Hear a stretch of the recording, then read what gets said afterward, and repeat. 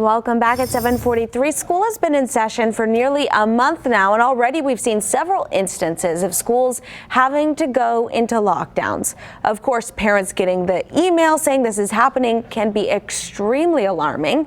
So what can cause a lockdown, and what are the different types? What does it look like for the students inside the schools? These are questions we're bringing straight to CCSD Police. We're joined now by Metro Police Sergeant Miguel Garcia, along with Lieutenant Brian Zink from CCSD Police. Thank you both so much for joining us.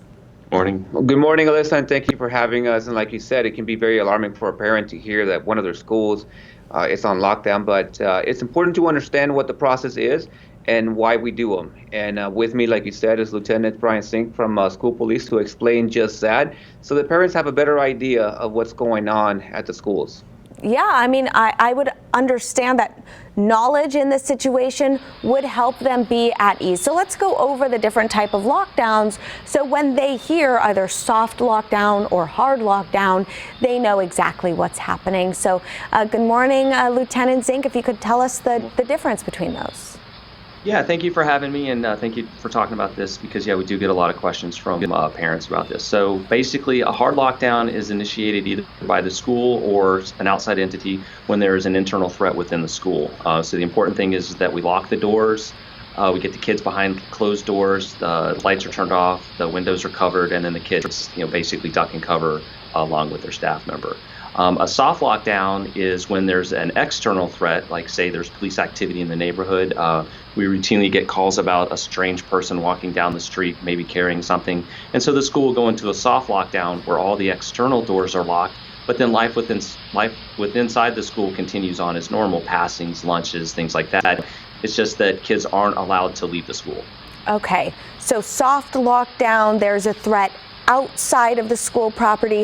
Hard lockdown, there is a threat within the school property, correct? Yeah, absolutely, yes. Okay, so then what does it look like for students, specifically with the hard lockdown? I would imagine for parents that one would be more concerning. What are the kids learning to do? And I imagine they have drills now for this.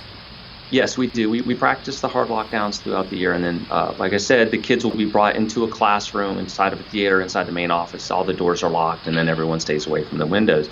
And then also we've seen this year, too, that lockdowns are also being caused because of fights on campus. And again, that's to keep more kids from rushing out into the area of the fight and to keep kids safe, because the problem is that when a fight occurs, a lot of kids like to surge the area with their cell phones out so they can videotape it, get it online, which we totally discourage. And it's to keep the kids in the classroom and to kind of keep the school at peace, keep things calm, and then so that education can continue on, because 99.9% of our kids are there to get that education, and that's the focus here, is to keep them in classroom and keep the education going. Now, you also have something called a shelter in place. What's different there?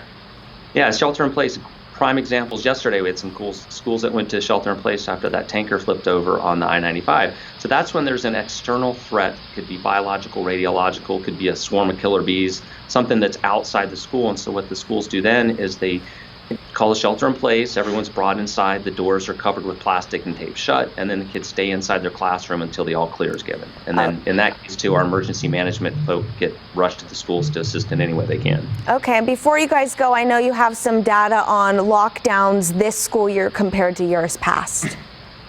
Yes, so far this year we've had 9 hard lockdowns and 32 soft lockdowns, and then prior year that we could compare that to would be 2018, where we had one more. We had 10 lockdowns by this, 10 hard lockdowns by this time, and a lot fewer soft lockdowns. Okay, so this year we have enacted more soft lockdowns, and again, that's because of things that have been going on potentially outside of the schools. Okay, parents, so there you go. Some information on lockdowns and what that means for your kids inside the schools when that's happening. Thank you both so much for joining us this morning.